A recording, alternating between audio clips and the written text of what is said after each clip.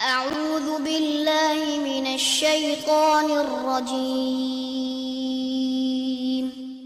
بسم الله الرحمن الرحيم.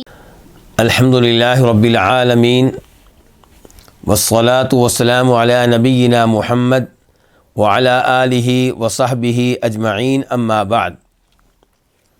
آج ہم کتاب التوحید کے ساتھ ہیں۔ امام محمد بن عبد الوہاب رحمہ اللہ کی عظیم الشان کتاب، عظیم الشان تالیف، جس نے بہت سے لوگوں کے عقائد کی اصلاح کی، اور جس کتاب کی وجہ سے بہت سے لوگ شرک وغیرہ سے توبہ طائب ہوئے اور توحید کے درست راستے پہ آئے۔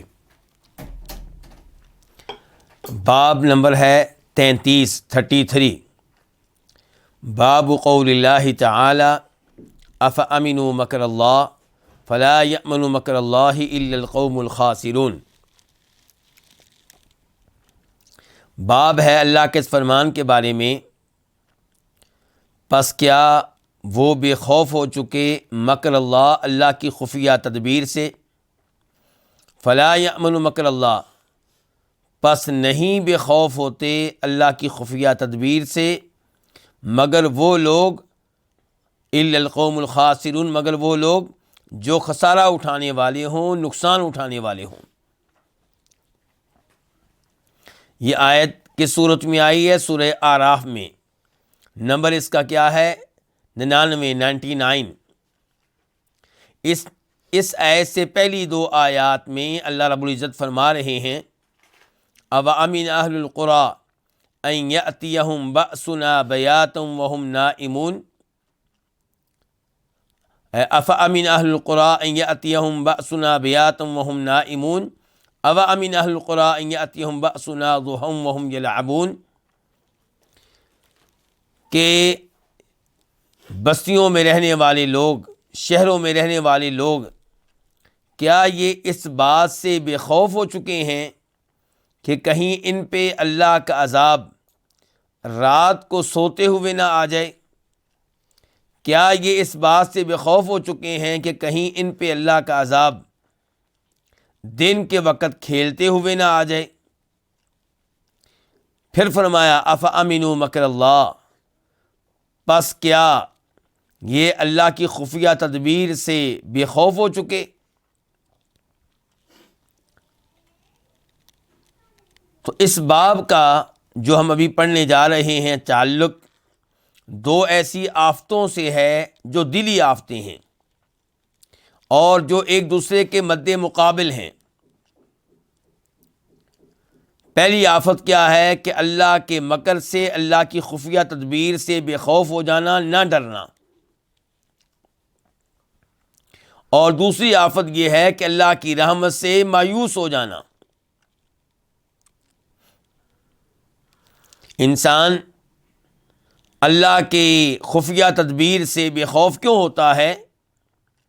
جب وہ بہت زیادہ امیدیں لگا لے، کس پہ؟ اللہ کی رحمت پہ، کس پہ؟ اللہ کی مغفرت پہ، کہ اللہ بہت بخشنے والا ہے، اللہ تعالیٰ بہت مہربان ہے۔ تو اس کے نتیجے میں وہ بے خوف ہو جاتا ہے، اور بے خوف ہونے کے نقصان کیا ہوتا ہے؟ بغیر کسی ڈر کے گناہوں کا ارتکاب، وہ امور جن کو اللہ نے حرام قرار دیا، جن کے قریب جانے سے روکا، انسان ان کا ارتکاب کرتا ہے اور اسے کسی قسم کا خوف نہیں ہوتا۔ جن چیزوں کو اللہ نے واجب اور فرض قرار دیا ان کے قریب نہیں جاتا، فرائض و واجبات پہ عمل پیرا نہیں ہوتا۔ کیوں؟ کیونکہ بے خوف ہو چکا ہے، کیونکہ بڑی امیدیں لگا لی ہیں، کس پہ؟ اللہ کی رحمت پہ، اللہ کی مغفرت پہ۔ اور دوسری آفت کہ اللہ کی رحمت سے مایوس ہو جانا، اس کے پیچھے کیا ہے؟ اللہ رب العزت سے ڈرنے کے معاملے میں حد سے آگے نکل جانا، اللہ سے ڈرتے ہوئے دوسرے پہلو کو نظر انداز کر دینا، کون سے پہلو کو؟ اللہ کی رحمت کے پہلو کو، اللہ کی مغفرت کے پہلو کو۔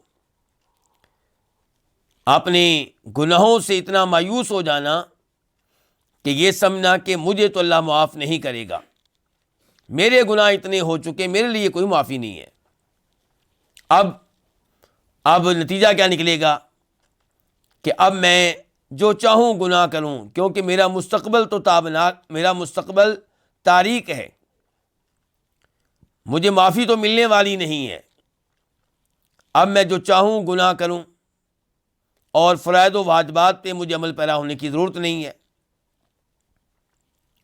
ایسے ہی لوگوں کے بارے میں اللہ تعالیٰ نے کہا ہے سورہ زمر میں آیت نمبر 53 میں 53 میں، قُلْ يَا عِبَادِيَ الَّذِينَ أَسْرَفُوا عَلَىٰ أَنفُسِهِمْ لَا تَقْنَطُوا مِن رَحْمَةِ اللَّهِ إِنَّ اللَّهَ يَغْفِرُ الذُّنُوبَ جَمِيعًا إِنَّهُ هُوَ الْغَفُورُ الرَّحِيمُ، کہ نبی علیہ الصلوۃ والسلام آپ کہہ دیں، میرے بندوں کو میرا یہ پیغام دے دیں، میرے بندوں کو میرا یہ ارشاد سنا دیں کہ اے میرے بندو، اے میرے وہ بندو جو اپنے اوپر بہت زیادہ ظلم کر چکے، گناہ کرنے کے معاملے میں بہت آگے جا چکے، تم نے اللہ کی رحمت سے، میری رحمت سے مایوس نہیں ہونا۔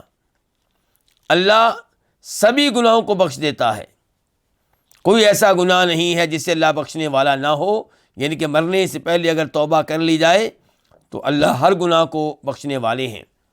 اللہ بہت بخشنے والا بھی ہے اور بہت رحیم مہربان بھی ہے۔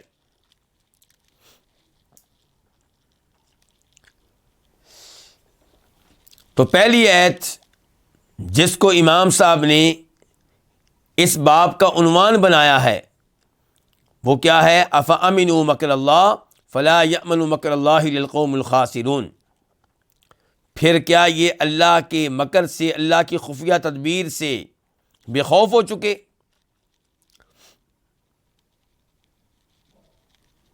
کیا مطلب ہے اس کا؟ یعنی کہ اللہ رب العزت چونکہ انہیں نعمتیں دے رہا ہے، اولاد دے رہا ہے، رزق دے رہا ہے، گھر دے رہا ہے، لباس دے رہا ہے، جبکہ یہ ان نعمتوں پہ اللہ کا شکر ادا نہیں کرتے، جبکہ یہ توحید کی بجائے شرک کے راستے پہ چل رہے ہیں، تو اس وجہ سے بے خوف ہو چکے۔ ان کو معلوم ہونا چاہیے کہ یہ اللہ کی تدبیر ہے، یہ اللہ کی خفیہ تدبیر ہے، کہ جب اللہ نے دیکھا کہ یہ اللہ کی نعمتوں پہ اللہ کا شکر ادا نہیں کر رہے، اللہ کی نعمتوں کو اللہ کی طرف منسوب کرنے کی بجائے غیروں کی طرف منسوب کرتے ہیں، تو اللہ نے ان کی رسی ڈھیلی کر دی ہے اور اللہ انہیں مزید نعمتیں دے رہا ہے۔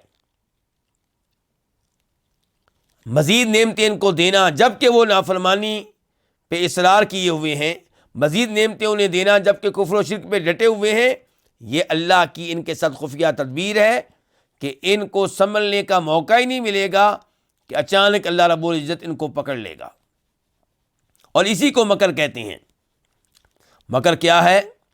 هو التوسل الى الايقاع بالخصم وهو لا يشعر، کہ جو آپ کا مد مقابل ہے، جس کے ساتھ آپ کا مسئلہ ہے، اس کو آپ اس حالت میں پکڑیں کہ اس کو پتہ ہی نہ چلے، اس کو کوئی ڈر نہ ہو، کوئی خطرہ نہ ہو، وہ غفلت میں مبتلا ہو، اور آپ اچانک سے اسے پکڑ لیں، یہ کیا ہے؟ یہ مکر ہے۔ یہ کہنا کہ اللہ رب العزت کے مکر سے ڈرنا چاہیے، اس کا مطلب ہے کہ اللہ تعالیٰ مکر کرنے والے ہیں، تو کیا یہ لفظ اللہ رب العزت کی شان کے لائق ہے؟ کیا یہ لفظ اس قابل ہے کہ اسے اللہ کی طرف منسوب کیا جائے؟ یہ سوال پیدا ہوتا ہے۔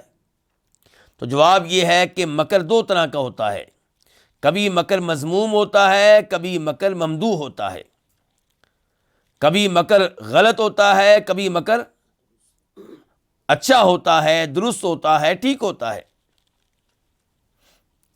اگر آپ سازشیں کرتے ہیں، خفیہ تدبیریں چلتے ہیں کسی مظلوم کے خلاف، کسی شریف آدمی کے خلاف، تو یہ کون سا مکر ہوا؟ غلط ہوا۔ اور اگر کوئی انسان خفیہ تدبیر کرتا ہے اس کے خلاف جو ظالم ہے، یہ مظلوم ہے خفیہ تدبیر کرنے والا، اور وہ کیا ہے؟ ظالم ہے، تو یہ اگر اس کے ساتھ کوئی خفیہ تدبیر چلتا ہے تو کیا اس پہ اس کو شاباش دی جائے گی یا برا بھلا کہا جائے گا؟ شاباش دی جائے گی۔ تو کافر جو خفیہ تدبیریں کرتے ہیں اہل ایمان کے خلاف، اہل اسلام کے خلاف، وہ مذموم قسم کا مکر ہے، کیونکہ اہل ایمان حق پہ ہیں اور اہل کفر باطل پہ ہیں، گمراہی پہ ہیں۔ تو وہ جو بھی اسلام کے خلاف تدبیریں کرتے ہیں وہ کون سا مکر ہے؟ مکر مذموم، غلط قسم کا مکر۔ اور مکر ممدوح کیا ہوتا ہے کہ آپ یہ مکر کریں، یہ خفیہ تدبیر کریں اس کے متعلق جو اس کا حقدار ہے، جیسا کہ اللہ رب العزت کفار کے بارے میں خفیہ تدبیر کرتے ہیں۔ اللہ کی خفیہ تدبیر کیا ہے؟ پہلے اشارہ کر چکا ہوں کہ اللہ کافروں کو نعمتیں دیتے ہیں اور بتاتے ہیں اللہ تعالیٰ ان کو کہ ان نعمتوں پہ اللہ کا شکر ادا کرنا ہوگا۔ اللہ نے اس کام کے لیے کتابیں نازل کیں، اس کام کے لیے اللہ نے نبی بھیجے علیہم الصلاۃ والسلام کہ ان نعمتوں کو اللہ کی طرف منسوب کرو، ان نعمتوں پہ اللہ کا شکر ادا کرو، اور شکر ادا کرنے کا طریقہ بھی بتایا گیا۔ لیکن ان لوگوں نے انبیاء کرام علیہم الصلوۃ والسلام کی نصیحت پہ کان نہیں دھرے، تو اللہ نے ان کو مزید نعمتیں دیں۔ وہ سمجھتے رہے کہ ہم درست راستے پہ چل رہے ہیں، اسی لیے ہمیں نعمتیں مل رہی ہیں۔ توبہ کا موقع نہ ملا، سنبھلنے کا موقع نہ ملا، رجوع کا موقع نہ ملا، اور پھر اللہ نے ان کو پکڑ لیا۔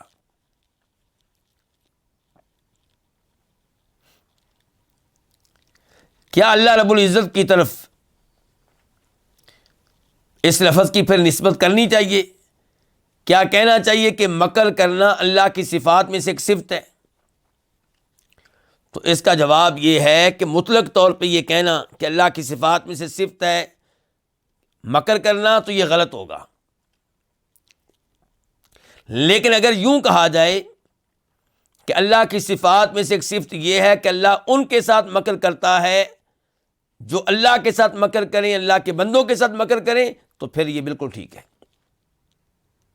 یعنی کہ اللہ خفیہ تدبیر کرتا ہے ان کے متعلق جو خفیہ تدبیریں کرتے ہیں اللہ کے نبیوں کے بارے میں، اللہ کے نیک بندوں کے بارے میں۔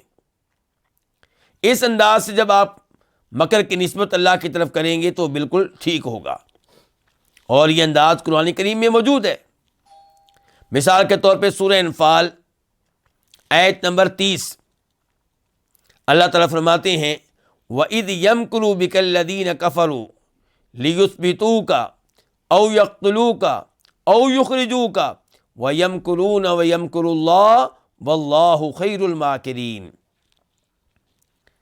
کہ جب کافر لوگ اے نبی علیہ الصلوۃ والسلام آپ کے بارے میں مکر کر رہے تھے، خفیہ تدبیریں چل رہے تھے، کیوں؟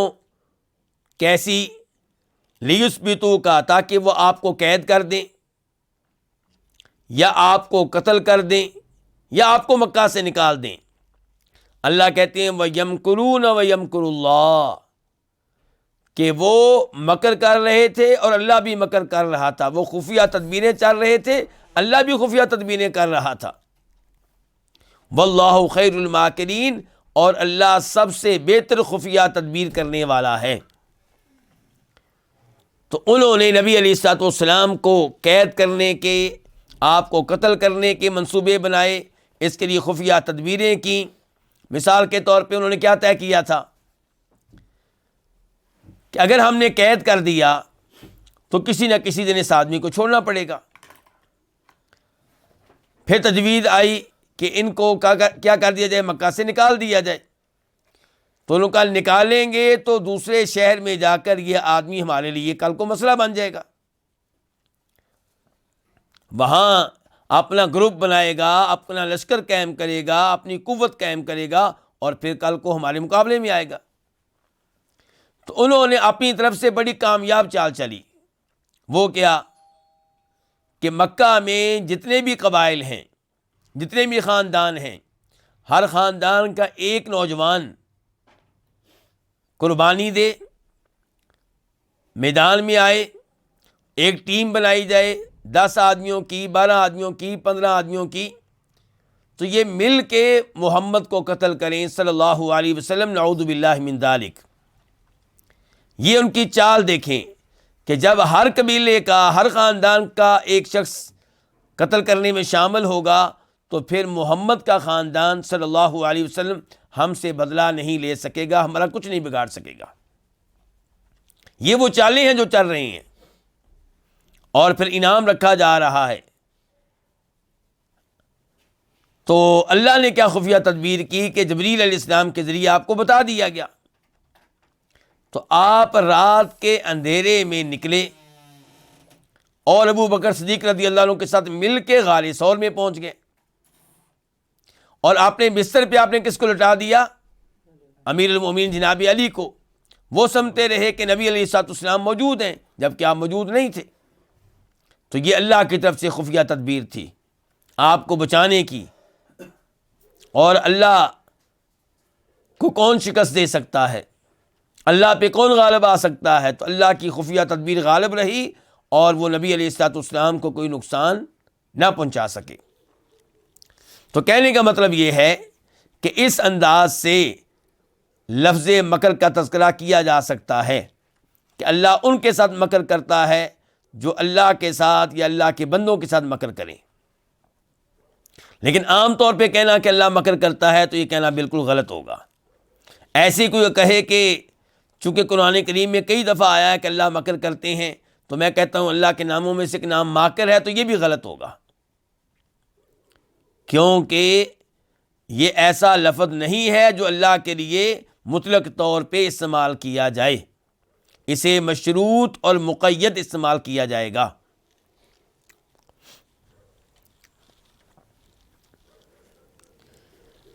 تو پہلی آیت میں جس کو امام صاحب نے عنوان بنایا ہے، ترجمۃ الباب بنایا ہے، اس میں کون سی دلی آفت کا تذکرہ ہے؟ اللہ کے مکر سے بے خوف ہو جانا۔ اللہ کے مکر سے بے خوف ہو جانا یہ ایک دلی آفت ہے۔ کسی بھی انسان کو اللہ کی خفیہ تدبیر سے بے خوف نہیں ہونا چاہیے، بلکہ اللہ رب العزت سے ڈرتے رہنا چاہیے۔ اس کے بعد امام صاحب سورہ ہجر کی آیت نمبر 56 لے کر آئے ہیں، 56۔ وَمَن يَقْنَطُ مِن رَحْمَةِ رَبِّهِ إِلَّا الضَّالُّونَ، یہ ہے آیت نمبر 56، 56۔ تو اس سے پہلے کی آیات کو دیکھ لیا جائے تو پھر اس آیت کو سمجھنا بہت آسان ہو جائے گا۔ مثال کے طور پہ آیت نمبر 53، 53، قالوا لا توجل انا نبشرك بغلام علیم قال بشرتمونی علی ان مسنی الکبر فبم تبشرون قالوا بشرناک بالحق فلا تکن من القانطین قال ومن یقنط من رحمت ربہ الا الضالون۔ تو یہ اصل میں مکالمہ ہے کس کے مابین؟ فرشتوں کے مابین جو انسانی شکل میں آئے تھے، اور اللہ کے خلیل جناب ابراہیم علیہ السلام کے مابین۔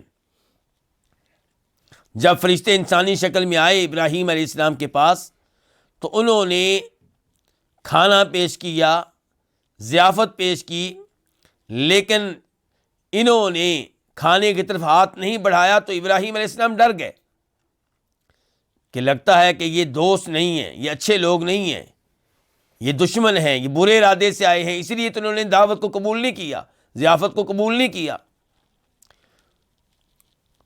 تو ابراہیم علیہ السلام ڈر گیا۔ کیوں ڈر گیا؟ کیونکہ عالم الغیب نہیں تھے، نہیں پہچان سکے کہ میرے سامنے جو بیٹھا ہوا ہے، جو بیٹھے ہوئے ہیں وہ فرشتے ہیں۔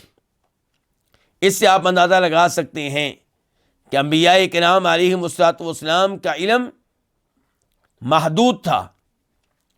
جو غیبی بات اللہ نے بتا دی معلوم ہو گئی، جو نہیں بتائی معلوم نہیں تھی۔ سامنے بیٹھے ہوئے فرشتوں کو نہیں پہچان سکے،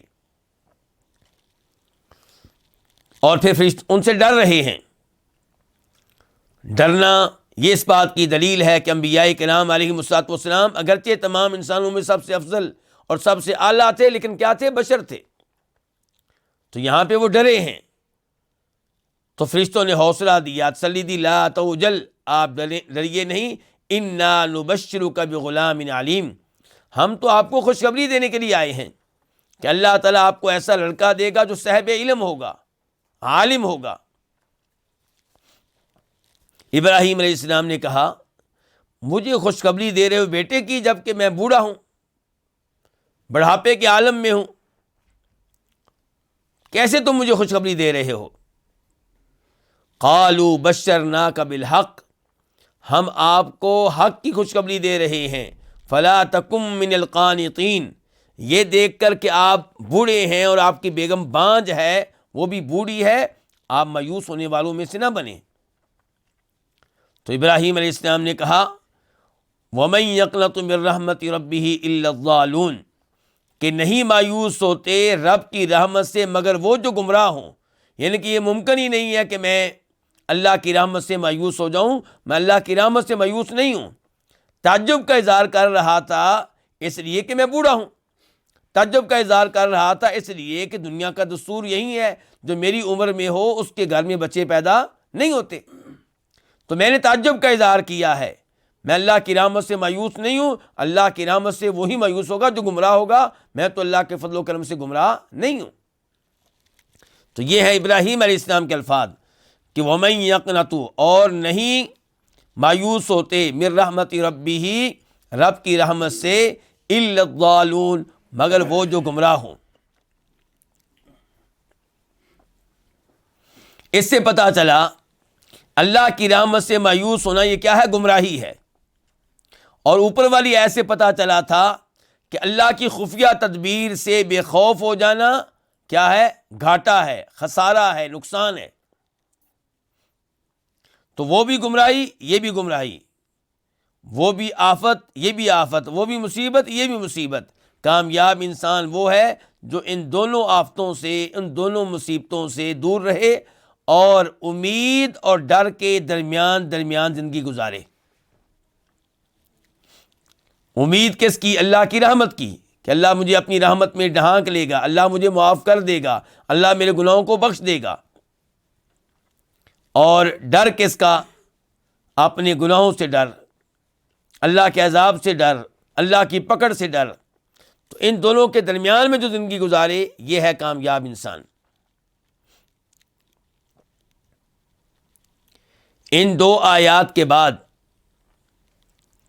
پھر لے کر آئے ہیں امام محمد بن عبد الوہاب رحمہ اللہ، نبی علیہ الصلوۃ والسلام کی حدیث۔ راوی ہے اس کے عبداللہ ابن عباس رضی اللہ عنہما، عن ابن عباس رضی اللہ عنہما ان رسول اللہ صلی اللہ علیہ وسلم سئل عن الکبائر، کہ بے شک رسول اللہ صلی اللہ علیہ وسلم سے سوال کیا گیا کبیرہ گناہوں کے بارے میں۔ تو آپ نے فرمایا، اللہ کے ساتھ کسی کو شریک کرنا اور اللہ کی رحمت سے مایوس ہونا، الشرک باللہ والیأس من روح اللہ والامن من مکر اللہ، اور اللہ کی خفیہ تدبیر سے بے خوف ہونا۔ اس حدیث کو روایت کیا امام بزار نے، کشف الاستار میں اس کا نمبر ہے 106۔ کشف الاستار یہ کون سی کتاب ہے؟ یہ وہ کتاب ہے جس میں ان احادیث کا تذکرہ کیا گیا ہے جنہیں امام بزار لے کر آئے اور وہ کتب ستہ میں نہیں ہیں۔ کشف الاستار میں وضاحت کی گئی ہے ان احادیث کی جو بخاری، مسلم، ابو داؤد، نسائی، ابن ماجہ، ان 6 کتابوں میں نہیں ہیں اور مسند بازار میں ہیں۔ تو کشف الاستار میں اس کا نمبر 106 ہے۔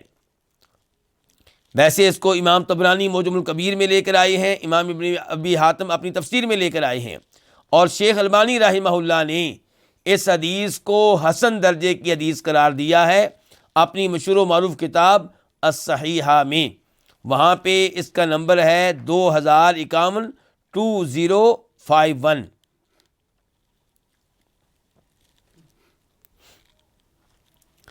تو اس حدیث میں نبی علیہ السلام سے سوال کیا گیا، کس کے بارے میں سوال کیا گیا ہے؟ جی علماء کرام، کبیرہ گناہوں کے بارے میں۔ تو کبیرہ گناہ کسے کہتے ہیں؟ پہلا سوال تو یہ پیدا ہوگا۔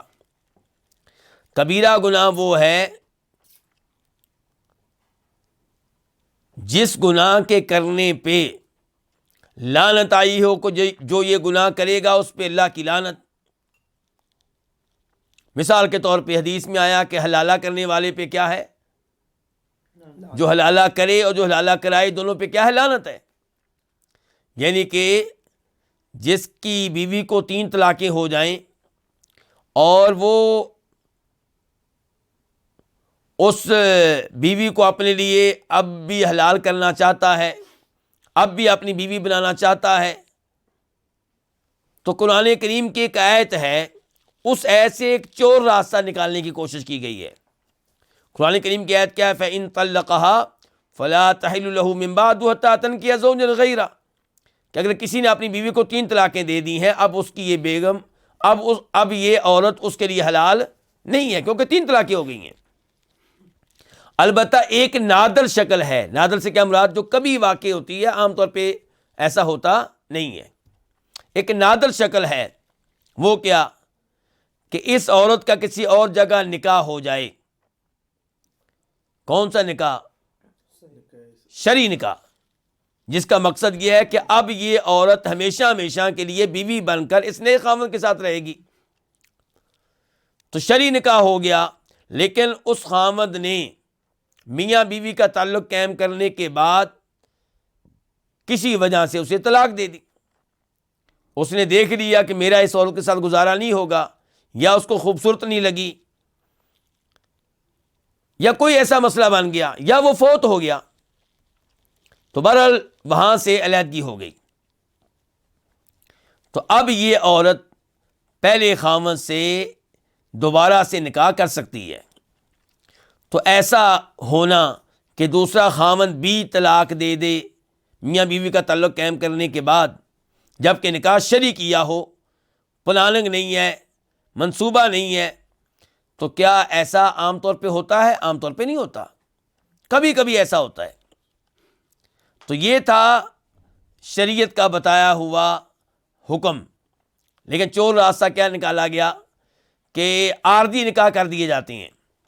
ایسی عورت کا عارضی نکاح کسی مرد سے کیا جاتا ہے، اس سے طے کیا جاتا ہے پہلے کہ تو نکاح کر، اور میاں بیوی کا تعلق قائم کرنے کے بعد اس کو کیا دے دینا؟ طلاق دے دینا۔ تو یہ شرعی نکاح تو نہ ہوا، یہ تو فراڈ نکاح ہوا۔ تو نبی علیہ السلام نے فرمایا کہ جو اس انداز سے عورت کو حلال کرے، ان کے حلالہ کرے، اور جو کروائے، ان کے پہلا خاوند جو 3 طلاقیں دے چکا ہے وہ حلالہ کروا رہا ہے، اور دوسرا جو عارضی خاوند بنا ہے وہ حلالہ کر رہا ہے، تو دونوں پہ فرمایا کہ اللہ کی لعنت ہے۔ تو اس سے کیا پتہ چلا ہے کون سا عمل ہوا؟ پھر کبیرہ گناہ ہوا۔ سود لینے والے دینے والے ان پہ لعنت آئی ہے، کبیرہ گناہ ہوا۔ تو کبیرہ گناہ وہ ہے جس پہ لعنت آئی ہو یا جہنم کی وعید آئی ہو۔ مثال کے طور پہ قرآن میں آیا کہ جو جان بوجھ کر کسی مومن کو قتل کرے وہ کہاں جائے گا؟ فجزاؤ جہنم، جہنم میں رہے گا۔ تو جس گناہ کے بارے میں لعنت آ گئی، یا یہ کہہ دیا گیا کہ وہ جہنم میں جائے گا کرنے والا، یا اس کے اوپر کوئی حد بیان کر دی گئی، جیسا کہ چوری ہے اس کے اوپر ہاتھ کٹے گا، شراب پینے والے کے اوپر کوڑے لگیں گے، بدکاری کرے گا تو سنسار کیا جائے گا، تو یہ سارے کیا کون سے گناہ ہوتے ہیں؟ کبیرہ گناہ ہوتے ہیں۔ تو نبی علیہ السلام سے سوال کیا گیا کبیرہ گناہوں کے بارے میں، تو آپ نے کہا الشرک باللہ، اللہ تعالیٰ کے ساتھ شریک کرنا۔ کس کو؟ کسی کو بھی، زندہ انسان کو یا مردہ کو، قبر والے کو، بت کو، کسی کو بھی اللہ کے ساتھ شریک کرنا، یہ کبیرہ گناہ ہے۔ اور اس کے کبیرہ ہونے کا علم ہمیں قرآن سے بھی ہوتا ہے۔ مثال کے طور پہ سورہ مائدہ آیت نمبر 72 انہ من یشرک باللہ فقد حرم اللہ علیہ الجنہ، جو اللہ تعالیٰ کے ساتھ کسی کو شریک کرے اللہ تعالیٰ اس پہ جنت کو کیا کر دیتے ہیں؟ حرام کر دیتے ہیں۔ تو جس پہ جنت حرام ہوگی اسے پتہ چلا کہ اس نے بہت بڑا گناہ کیا ہے۔ وَالْيَأْسُ مِن رَوْحِ اللَّهِ، اور اللہ کی رحمت سے مایوس ہونا، یہ دوسرے نمبر پہ آپ نے بتایا کہ یہ کبیرہ گناہ ہے۔ اس کا علم بھی ہمیں قرآن کریم سے ہوتا ہے۔ مثال کے طور پہ سورہ یوسف آیت نمبر 87 یا بنی یذہبوا فتحسسوا من یوسف واخیہ ولا تیأسوا من روح اللہ انہ لا ییأس من روح اللہ الا القوم الکافرون۔ یعقوب علیہ السلام کا ایک بیٹا یعنی کہ یوسف علیہ السلام پہلے ہی غائب ہیں، کئی سال گزر چکے ہیں۔ دوسرا بیٹا وہ بھی مصر میں گرفتار ہو گیا۔ اب یعقوب علیہ السلام کو نہیں پتا کہ دوسرے بیٹے کو جس نے اپنے پاس روک رکھا ہے وہ تو یوسف علیہ السلام ہے۔ تو یعقوب علیہ السلام پریشان ہیں، 2 بیٹے غائب ہو چکے ہیں، تو اپنے باقی بیٹوں سے کہتے ہیں کہ میرے بیٹو جاؤ یوسف اور اس کے بھائی کو تلاش کرو، ان کا سراغ لگاؤ، اور اللہ کی رحمت سے مایوس نہ ہو جاؤ، کیونکہ اللہ کی رحمت سے وہی مایوس ہوتے ہیں جو کون ہوں؟ جو کافر ہوں۔ اس کا مطلب ہے کہ اللہ کی رحمت سے مایوس ہونا یہ کن کا کام ہے؟ کافروں کا کام ہے، یہ ان کی صفت ہے۔ تو مسلمانوں میں یہ صفت نہیں ہونی چاہیے، مسلمانوں میں یہ عیب نہیں ہونا چاہیے۔ تو اس آیت سے پتہ چلا کہ اللہ کی رحمت سے مایوس ہونا کبیرہ گناہ ہے، بڑا گناہ ہے، کافروں کا یہ عمل ہے۔ اور تیسرا گناہ آپ نے کبیرہ یہ بتایا کہ والامن من مکر اللہ، اللہ کی خفیہ تدبیر سے بے خوف ہو جانا، تو اس کے بھی کبیرہ گناہ ہونے کا علم ہمیں قرآن کریم سے ہوتا ہے۔ اس آیت سے جو پہلے ذکر کر چکے ہیں امام صاحب، جو ہمارے اس موضوع کا عنوان ہے کہ فلا یأمن مکر اللہ الا القوم الخاسرون، کہ اللہ کے مکر سے، اللہ کی خفیہ تدبیر سے وہی بے خوف ہوتے ہیں جو خسارہ اٹھانے والے ہوں۔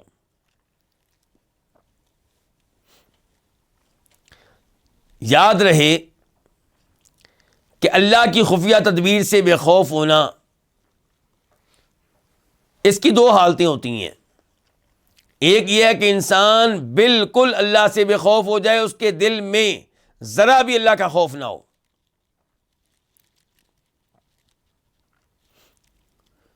تو اس حالت میں اللہ کی خفیہ تدبیر سے بے خوف ہونے والا کافر ہوگا، دین اسلام سے باہر ہوگا، خارج ہوگا۔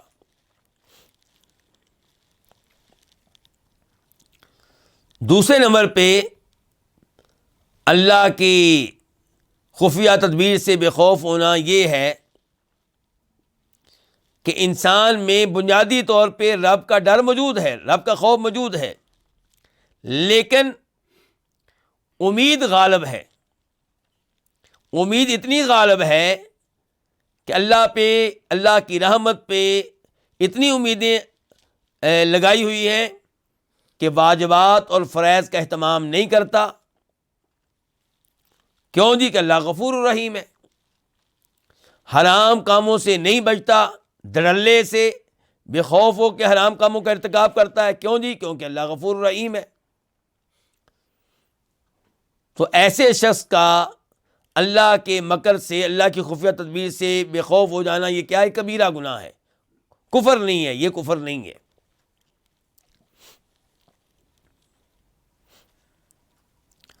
تو امام محمد بن عبد الوہاب رحمہ اللہ اس باب میں پہلے لے کر آئے ہیں 2 آیتیں، پھر لے کر آئے ہیں حدیث نبوی صلی اللہ علیہ وسلم، اور پھر لے کر آئے ہیں ایک صحابی کا قول۔ کتنی شاندار ترتیب ہے امام صاحب کی۔ اور دیکھیے عام طور پہ وہ اکتفا کرتے ہیں قرآن کریم کی آیات پہ، احادیث پہ، صحابہ کرام اور سلف صالحین کے اقوال پہ، یعنی کہ اپنی گفتگو بہت کم کرتے ہیں۔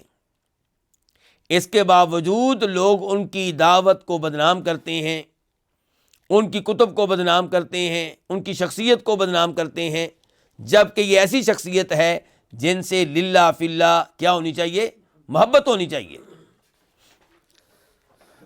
وعن ابن مسعود رضی اللہ عنہ قال، عبداللہ بن مسعود رضی اللہ عنہ سے روایت ہے، قال، انہوں نے کہا، تو یہ قول ہو گیا کس کا؟ عبداللہ بن مسعود کا۔ عبداللہ بن مسعود بڑے ہی عظیم صحابی ہیں، فقاہت کے لحاظ سے مشہور و معروف تھے، قرآن کریم پہ انہیں بہت زیادہ مہارت تھی۔ کہا کرتے تھے کہ میں نے قرآن کریم کی 70 صورتیں براہ راست نبی علیہ الصلوۃ والسلام کے منہ سے لی ہیں، براہ راست آپ سے سنی ہیں اور آپ سے سیکھی ہیں۔ تو کہتے ہیں اکبر الکبائر، کبیرہ گناہوں میں سے بھی بڑے بڑے گناہ، یہ کچھ گناہ ہیں صغیرہ، کچھ کیا ہیں؟ کبیرہ۔ کبیرہ گناہ کون سے ہوتے ہیں یہ آپ کو بتایا جا چکا۔ اب عبداللہ بن مسعود ہمیں کبیرہ گناہ نہیں بتا رہے، بلکہ کبیرہ گناہوں میں سے بھی جو بڑے بڑے کبیرہ گناہ ہیں وہ بتا رہے ہیں۔ تو کہتے ہیں اکبر الکبائر، کبیرہ گناہوں میں سے بڑے بڑے گناہ کیا ہیں؟ الاشراک باللہ، نمبر 1 اللہ تعالیٰ کے ساتھ کسی اور کو شریک کرنا، والامن من مکر اللہ، اور نمبر 2 اللہ کی خفیہ تدبیر سے بے خوف ہو جانا، یعنی کہ یہ ڈر ختم ہو جائے کہ اللہ مجھے کہیں پکڑ نہ لے۔ گناہ کرتا ہے اور یہ ڈر نہیں ہے کہ اللہ مجھے کہیں پکڑ نہ لے، اللہ کا عذاب نہ آ جائے۔ والقنوط من رحمت اللہ، اور اللہ کی رحمت سے مایوس ہو جانا، والیأس من روح اللہ، اور اس کا مطلب بھی یہی ہے کہ اللہ کی رحمت سے مایوس ہو جانا۔ دونوں قریب قریب ہیں، اگرچہ رحمت اور روح میں کچھ علماء کرام نے فرق بیان کیا ہے، لیکن اتنا خاص فرق نہیں ہے۔ ان دونوں جملوں کا مفہوم تقریباً ایک ہی ہے کہ اللہ کی رحمت سے مایوس ہو جانا۔ تو وہی 3 گناہ جو اوپر کی حدیث میں بیان کیے گئے ہیں وہ عبداللہ بن مسعود رضی اللہ عنہ نے یہاں پہ ذکر کیے ہیں۔ فرق یہ ہے کہ وہاں پہ اللہ کے رسول کی حدیث ہے، یہاں عبداللہ بن مسعود کا اپنا قول ہے۔ دوسرا فرق یہ ہے کہ وہاں پہ اللہ کے رسول نے سے پوچھا گیا تھا کبیرہ گناہوں کے بارے میں، تو آپ نے کبیرہ گناہوں کے طور پہ یہ 3 چیزیں ذکر کی تھیں، اور یہاں پہ کیا ہے؟ یہاں پہ عبداللہ بن مسعود کبیرہ گناہ نہیں بلکہ کبیرہ گناہوں میں سے بھی جو بڑے بڑے گناہ ہیں وہ ذکر کر رہے ہیں۔ تو اس سے پتہ چلا کہ یہ تینوں گناہ کتنے خطرناک ہیں، اور خطرناک کیوں نہ ہوں۔ الاشراک باللہ، شرک کرنا یہ تو صاف صاف کفر ہے، اور اللہ کی خفیہ تدبیر سے جو انسان بالکل بے خوف ہو جائے، بات ہو چکی ہے کہ وہ کیا ہوگا؟ وہ کافر ہوگا۔ اور جو اللہ کی رحمت سے بالکل مایوس ہو جائے، اللہ کی رحمت پہ کوئی امید نہ ہو، تو یہ چیز بھی انسان کو کفر کی طرف لے کر جاتی ہے۔ اور یہ دونوں کام انسان کو گناہوں پہ آمادہ کرتے ہیں، گناہوں کی ترغیب دیتے ہیں، جیسا کہ اس امر کی پہلے وضاحت ہو چکی ہے۔ خصوصاً اللہ کی رحمت سے مایوس ہو جانا، اس کا مطلب یہ ہے کہ انسان کا اللہ کے ناموں اور صفات پہ ایمان اور یقین کمزور ہے، خصوصاً اللہ کی قدرت پہ، اللہ کی رحمت پہ۔ یعنی کہ آپ یہ سمجھنا شروع ہو گئے ہیں کہ اللہ تعالیٰ مجھے معاف کرنے کی قدرت نہیں رکھتا، یا اللہ تعالیٰ کی رحمت جو ہے اس کے اوپر آپ کا صحیح معنوں میں یقین نہیں ہے۔ رواہ عبد الرزاق، یہ آخری قول جو عبداللہ بن مسعود کا قول ہے، اس کو روایت کیا امام عبد الرزاق نے اور بھی کئی ایک ائمہ کرام نے۔ امام عبد الرزاق نے اپنی تفسیر میں، امام طبرانی نے المعجم الکبیر میں اس کا نمبر ہے 8783، 8783۔ امام طبری نے اپنی تفسیر میں، امام بیہقی نے شعب الایمان میں، تو بہت سے ائمہ کرام نے اس قول کو روایت کیا ہے۔ امام ابن کثیر تفسیر میں کثیر میں کہتے ہیں وَهُوَ صَحِيحٌ إِلَيْهِ بِلَا شَكٍّ، کہ اس قول کی نسبت عبداللہ بن مسعود کی طرف ثابت ہے اور اس میں کوئی شک و شبہ نہیں ہے۔ فیہ مسائل، اس باب میں کون کون سے مسائل ہیں؟ الاولی، پہلا مسئلہ، تفسیر آیت الاعراف، سورہ اعراف کی آیت نمبر 99 کی تفسیر۔ وہ کون سی آیت ہے کہ افامنوا مکر اللہ فلا یأمن مکر اللہ الا القوم الخاسرون، پس کیا یہ اللہ کی خفیہ تدبیر سے بے خوف ہو گئے ہیں؟ اللہ کی خفیہ تدبیر سے وہی بے خوف ہوتے ہیں جو انتہائی خسارہ اٹھانے والے ہوں۔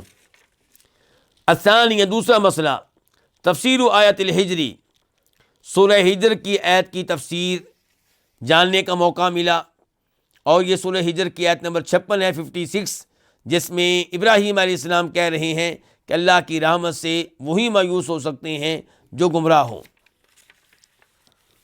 الثالثہ، تیسرا مسئلہ، شدت الوعید فی من امین مکر اللہ، شدید ترین وعید، وارننگ، دھمکی اس شخص کے بارے میں جو اللہ کی خفیہ تدبیر سے بے خوف ہو جائے۔ تو کیا دھمکی آئی ہے جی؟ کہ الا القوم الخاسرون، کہ ایسے لوگ کس میں رہیں گے؟ خسارے میں رہیں گے، خسارہ اٹھائیں گے۔ اور انداز دیکھیے، افامنوا مکر اللہ، یہ حمزہ استفہام انکاری ہے، گویا کہ انکار ہے اور ڈانٹ ہے کہ کیا یہ اللہ کی خفیہ تدبیر سے بے خوف ہو چکے ہیں؟ الرابعہ، چوتھا مسئلہ، شدت الوعید فی القنوت، کہ شدید قسم کی وعید آئی ہے، دھمکی آئی ہے، وارننگ آئی ہے، کس معاملے میں؟ انتہائی مایوس ہو جانے کے معاملے میں اللہ کی رحمت سے، جیسا کہ ابراہیم علیہ السلام نے کہا ہے کہ وَمَن يَقْنَطُ مِن رَحْمَتِ رَبِّهِ إِلَّا الضَّالُونَ، کہ اللہ کی رحمت سے وہی نا امید ہوتے ہیں جو گمراہ ہوں۔ اس کا مطلب یہ ہے کہ یہ کافروں کی خصلت ہے، ان کی یہ بری عادت ہے۔ اہل ایمان جو ہیں وہ اللہ کی رحمت پہ امیدیں لگائے رکھتے ہیں۔ اللہ رب العزت سے دعا ہے کہ اللہ تعالی ہمیں رجا اور خوف کے بیچ بیچ میں رکھے، ہم اللہ سے ڈرتے بھی رہیں اور اللہ کی رحمت پہ امید بھی رکھیں، اور جب موت آئے تو اس حال میں آئے کہ اللہ کی رحمت پہ امید کا پہلو غالب ہو اللہ کے ڈر کے پہلو پہ، اور اللہ تعالی ہمیں مرتے وقت قبر میں اور روز آخرت اپنی رحمت کی لپیٹ میں لیے رکھے، اور ہر طرح کی تکلیفوں سے، عذاب سے، گمراہی سے بچائے رکھے۔ وصلی اللہ تعالی علی نبینا محمد وعلی آلہ وصحبہ اجمعین۔